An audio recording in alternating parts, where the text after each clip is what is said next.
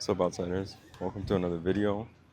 Back at the beach, this time in Spain. Today's video topic is about wasting your life because yesterday, two kids who I grew up with and my brother and family grew up with at church passed away in our neighborhood at a lake, just drowned. I don't know how, I don't know why, I don't know anything about it because I'm here, but not a good situation for the family, for anybody, for anything. Uh, but moving on from that, it's just the lessons I learned from that was that it brought a fire to me about how people just don't support you until you're gone or until you don't need it. Everybody supports when you're dead. Like right now, they're making GoFundMe and fundraisers and all this shit for the funeral and to help with the financial burden or whatever that they said. Um, but when Caitlin was actually trying to be successful, for context, I'm gonna put a picture here of Caitlin.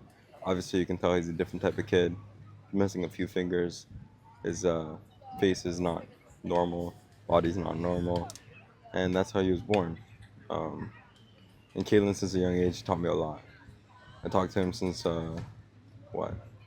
Fucking a boy. I was a kid, kid, like a baby kid, when I first came to Canada or Calgary, and I asked him, "What is that hearing aid you have? What is the stuff on your face like? Why do you not have fingers and shit?"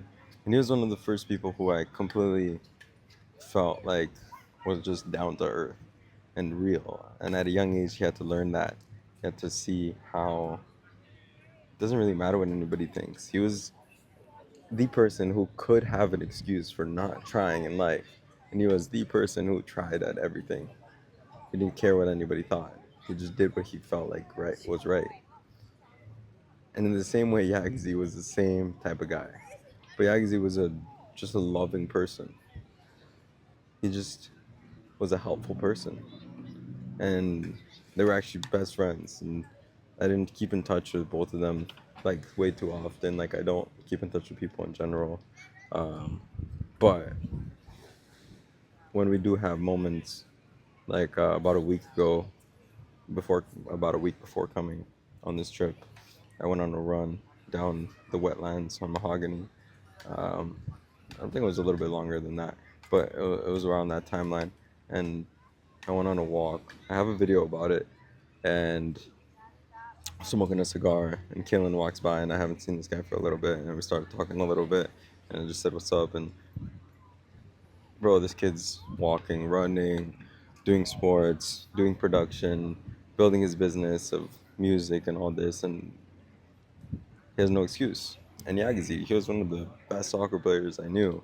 Me, Tochi, and all these guys at church would always run it. That's just the group that was there, the originals, the original group of church. And just to see these kids gone, kids who made the right decisions, who did the right things, who didn't risk unnecessarily, who didn't rebel, who actually made the right choices. Still, just one day after another tragic accident, now they're gone forever. It makes you kind of realize, and I hope it makes you guys realize that you guys are pussies, and that we're all just scared little bitches. Because if you died today, what would you have wished you would have done? If you died today, where would you have wished you would have gone? Who would you wish you would have talked to? What would you wish you would have said? And the beauty about it is that if you actually think in that way, you'll start moving forward because you actually are alive. In the same way, Yags and Kaylin were just people who lived like disciples. They lived in faith. They lived as love. Yagazi was my brother's camp leader 1 week before coming here that week. Then like the next day we literally left. That week it was his camp leader. So he spent a week with him, 24 hours every single day, slept with him, talked to him, bonded with him, prayed for him. He prayed for him. And to see somebody so good, so loving, just be gone because of a accident,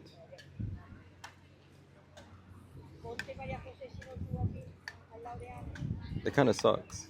Because why do the people who deserve it, they're the ones who don't get it? But going back on topic, the point of this video is to stop wasting your life because these kids are 20 years old. They're the same age as me. Caitlin was born in March as well, I think, if I remember properly. And gone.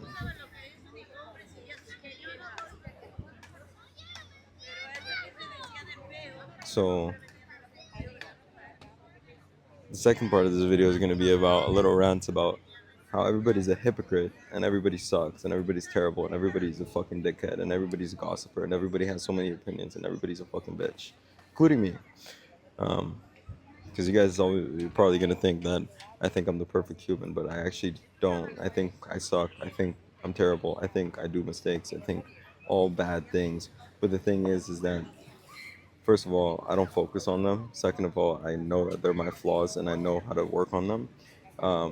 Or at least I try to. And that's the difference between what I saw Kaylin and the people who left and the people who didn't help and the people who weren't like gags was just people who didn't try. They didn't make an effort. They didn't care. They didn't want to live. They just floated with whatever happened, and that's all that was, and that's all that there will be. They don't realize that tomorrow they could be gone.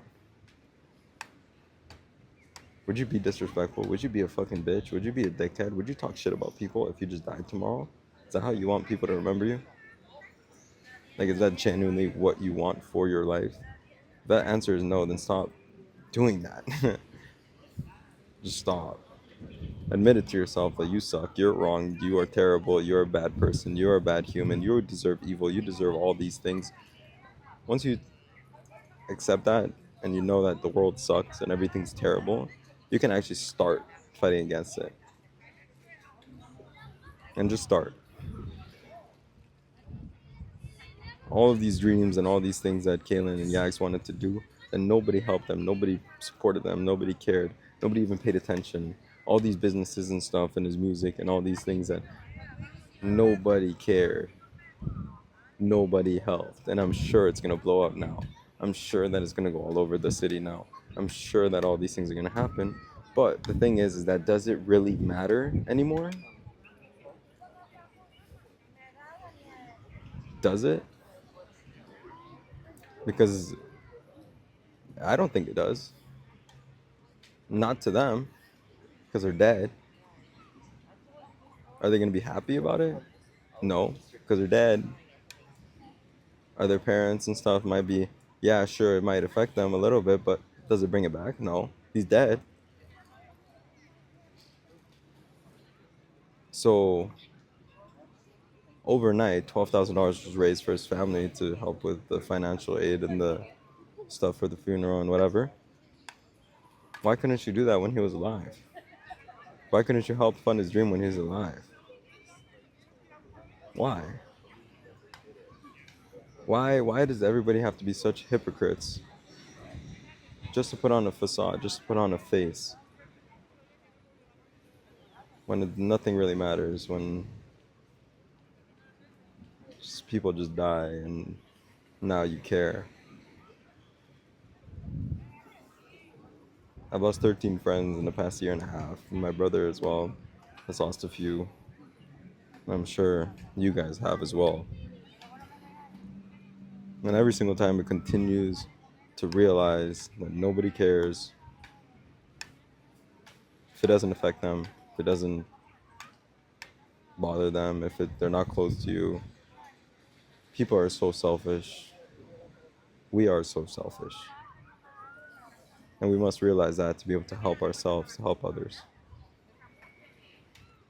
Now, I'm not here to help everybody who doesn't want to be helped. I'm here to help the people who are searching for help. And guess what? I can't help you alone. We have to help each other. I believe that we're all connected and that we can all help each other grow to build this dream world that we all have in our heads, that we all know exists, but it just exists in the mind. We have to bring it down here. And if only we supported each other while we were alive, as much as we supported each other when we were dead, then how would the world look? If all these dreams and all these things that these kids had would have been supported as much as when they died, where would they be today? This just goes to show the hypocrisy, the disgustingness of humans since the start of time. It's just people's egos. Drop your ego. When you realize you don't know anything, you start learning.